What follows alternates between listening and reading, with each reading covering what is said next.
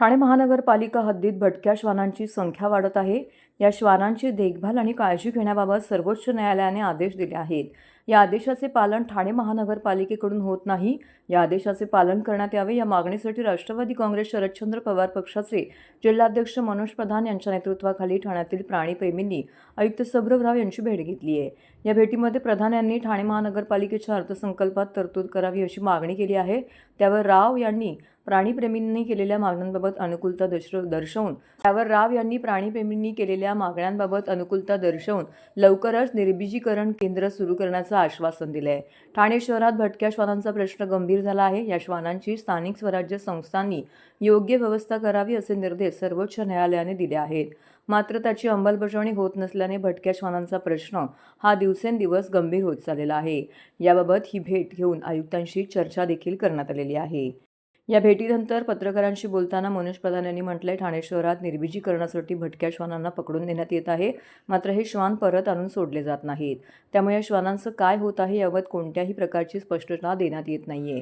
Wagle estate भागात एक श्वान निर्बीजीकरण केंद्र आहे, मात्र त्याची क्षमता अत्यल्प आहे. गर्दीच्या ठिकाणी असलेले भटके श्वान पकडून ते निवारा केंद्रात ठेवावेत असे आदेश सर्वोच्च न्यायालयाने दिले आहेत. मात्र ठाणे महानगरपालिकेनेच असे केंद्र उभारलेले नाही.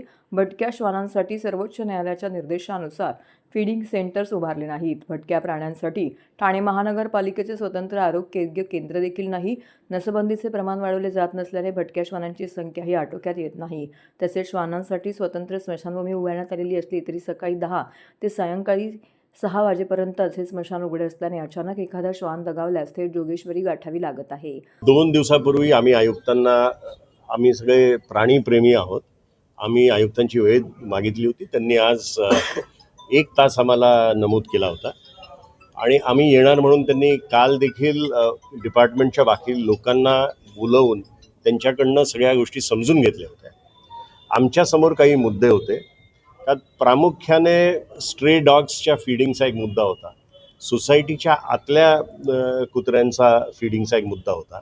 आमचं आयुक्तांना म्हणणं हे होतं की एक ABC सेंटर आपल्याकडे वागळेला आहे, पण ते सेंटर अस्तित्वात असून नसल्यासारखं आहे. तिथे काम होत नाही.